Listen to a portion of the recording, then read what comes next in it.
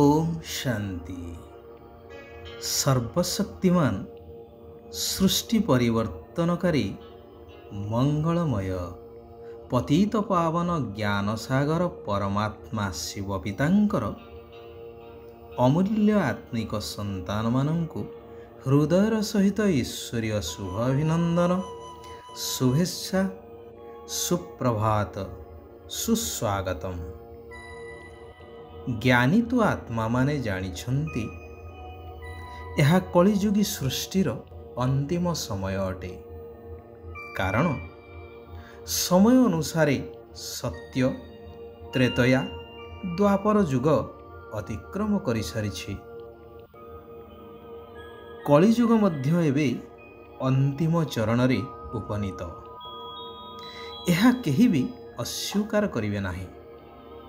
आध्यात्मिक दृष्टिकोण हेउ, सामाजिक बा वैज्ञानिक दृष्टिकोण हेउ, यह अंतिम समय स्पष्ट रूपे अनुभव हुए। यह परे पुनः सत्ययुगी सोनार दुनिया, सोनार भारत आसीबो। धर्मशास्त्र रे मध्य अछि कि जीशु आसीबार 3000 वर्ष पूर्वे भारत सोनार चिड़िया थिला, अर्थात भारत सोनार भारत थिला। बाइबल रे यह उल्लेख करा जाइछि। जीशु आसीबार 2000 वर्ष होई गलानी, जेहेतु एबे एही दुनिया विनाशर द्वार रे। एथिरु स्पष्ट प्रमाण मिले कि सृष्टि 5000 वर्ष रे थरे पुनरावृत्ति होउछि, अर्थात ए सृष्टि रूपी कल्प वृक्षर बा कल्पर आयुष 5000 वर्ष। एबे खेल सरिबाकु जाउछि। समस्तंकु निजस्व मूल आत्मिक घर परमधाम बा ब्रह्मलोकକୁ फेरिबाकु हेब। सेथिपाई पवित्र हेबा जरूरी अटे।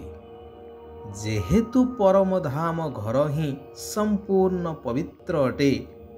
पवित्रतार सागर परमात्मा पितांकर घर अटे। पवित्र हेबा बिना केही मध्य सही पवित्र घर को जाई परिबे नाही। जेपरि मंदिर को बा कौनसी दैवी पीठ को जीवा पाई हेले गाधुआ पाधुआ करी सफा बा धुआ पोशाक पिंधिबाकु होइथाय। पूजा पार्वण दिन स्वतंत्र भावरे विधि व्यवस्था को पालन करा जाइथाय।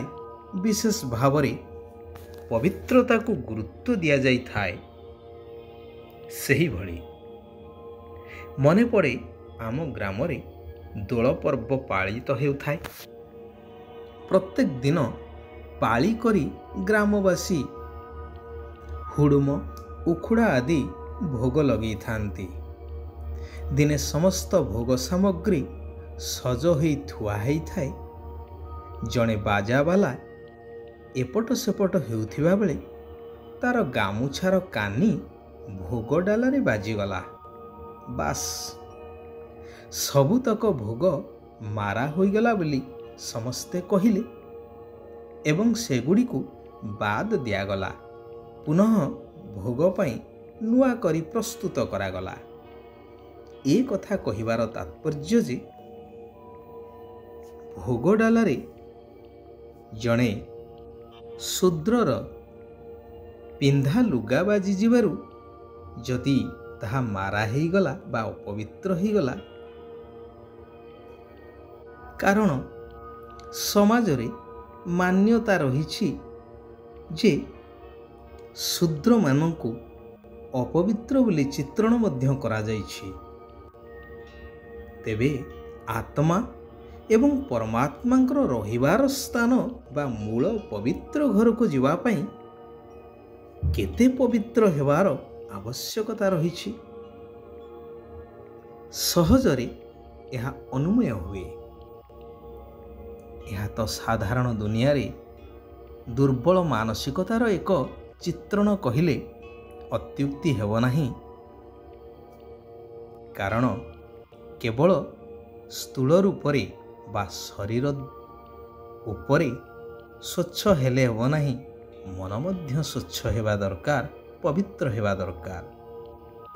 ଏହି ଦୁନିଆ ବର୍ତ୍ତମାନ ସମ୍ପୂର୍ଣ୍ଣ ପତିତ ତମପ୍ରଧାନ ହୋଇଯାଇଛି। ପାଞ୍ଚ ବିକାର ରୂପୀ ମାୟା ରାବଣ ମାନବ ସମାଜ ସହିତ ପାଞ୍ଚ ତତ୍ତ୍ୱକୁ ମଧ୍ୟ ନିଜ କବଳରେ ରଖିଛି ବା ସବୁକିଛିକୁ ପ୍ରଭାବିତ କରି ରଖିଛି। ଏପରି କୌଣସି ସ୍ଥାନ ନାହିଁ ଯେଉଁଠାରେ ଏହି ପାଞ୍ଚ ବିକାରରୁ କୌଣସି ବିକାର ନଥିବ। କୌଣସି ନା କୌଣସି ବିକାର ନିଶ୍ଚିନ୍ତ ଭାବରେ ଥିବ। ବାସ୍ତବରେ ଭଗବାନ ନୁହେଁ ପରନ୍ତୁ ମାୟା ହିଁ ସର୍ବବ୍ୟାପୀ ଅଟେ। ସେଇଥିପାଇଁ ତ ଆଜି ଦୁନିଆ ଦୁଃଖୀ ଅଶାନ୍ତ ହୋଇଯାଇଛି। ତେଣୁ ଭଗବାନ କହୁଛନ୍ତି ତୁମର ଏହା ଅନ୍ତିମ ଜନ୍ମ ଅଟେ। ଏହି ଦୁନିଆର ଖେଳ ଏବେ ଶେଷ ହେବାକୁ ଯାଉଛି। ସେଥିପାଇଁ ପବିତ୍ର ହୋଇ ଘରକୁ ଫେରିବାକୁ ହେବ। ପୁନଃ ସତ୍ୟ ଯୁଗଠାରୁ ଏହି ସୃଷ୍ଟିର ଇତିହାସ ପୁନରାବୃତ୍ତି ହେବ। ଏବେ ଘର ଗୃହସ୍ଥର ଦାୟିତ୍ୱ ସମ୍ଭାଳି ସବୁକିଛି ତୁଲାଇ ପୁରୁଣା ଦୁନିଆରେ ରହି ମଧ୍ୟ ସମସ୍ତଙ୍କଠାରୁ ମୋହ ତୁଟେଇ ଦେବାର ଚମତ୍କାର କରି ତୁମକୁ ଦେଖେଇବାର ଅଛି। ଦେହ ସହିତ ଯାହା ସବୁ ପୁରୁଣା ଜିନିଷ ରହିଛି ସେଗୁଡ଼ିକୁ ଭୁଲିଯାଅ।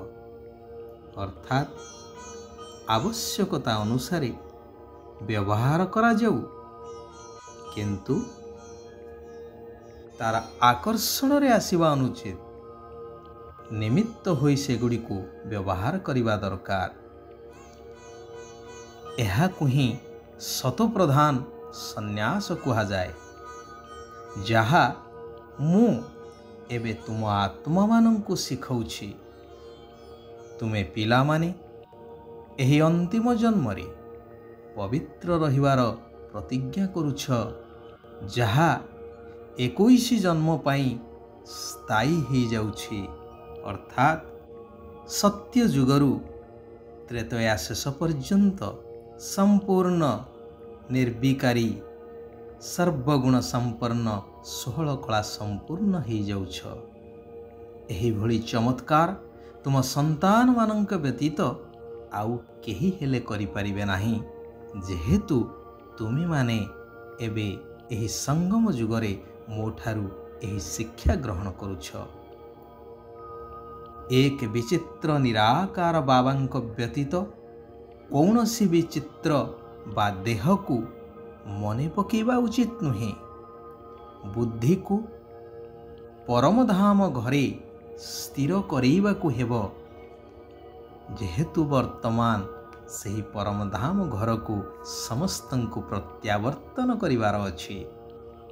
ସର୍ବଦା ସ୍ମୃତିରେ ରହୁ କି ଏବେ ଘରକୁ ଫେରିବାକୁ ହିଁ ପଡ଼ିବ। ଶିବ ବାବା ବରଦାନ ଦେଉଛନ୍ତି କି ବାବାଙ୍କର ଡାହାଣ ହାତ ଅର୍ଥାତ୍ ସୁପୁତ୍ର ହୋଇ ସବୁ କାର୍ଯ୍ୟରେ ସର୍ବଦା ପ୍ରସ୍ତୁତ ହୋଇ ରହୁଥିବା ମାଷ୍ଟର ଭାଗ୍ୟ ବିଧାତା ହୁଅ। ଏହିଭଳି ପିଲାମାନେ ଘର ଗୃହସ୍ଥରେ ରହୁଥିଲେ ମଧ୍ୟ ଗୃହସ୍ଥ ବ୍ୟବହାରର ଚିନ୍ତାରୁ ମୁକ୍ତ ରହିଥାନ୍ତି। ନିମିତ୍ତ ହୋଇ ସର୍ବଦା ସବୁକିଛି କରିଥାନ୍ତି। ଯଦି ପ୍ରତ୍ୟେକ ବାଣୀ ଏବଂ ପ୍ରତ୍ୟେକ କର୍ମରେ ସତ୍ୟତା ଏବଂ ସ୍ୱଚ୍ଛତା ରହିଥିବ, ତେବେ ପ୍ରଭୁଙ୍କର ପ୍ରିୟ ରତ୍ନ ହୋଇଯିବ। ଆଚ୍ଛା, ଆଜି ପାଇଁ ଏଇଠାରେ ଆମେମାନେ ବିରାମ ନେବା। ସାରା ବିଶ୍ୱର ଆତ୍ମାମାନଙ୍କର କଲ୍ୟାଣ ହେଉ। ସମସ୍ତେ ସୁଖ ଆଉ ଶାନ୍ତିର ଅନୁଭବ କରନ୍ତୁ। ଓମ୍ ଶାନ୍ତି, ଓମ୍ ଶାନ୍ତି। ओम शांति।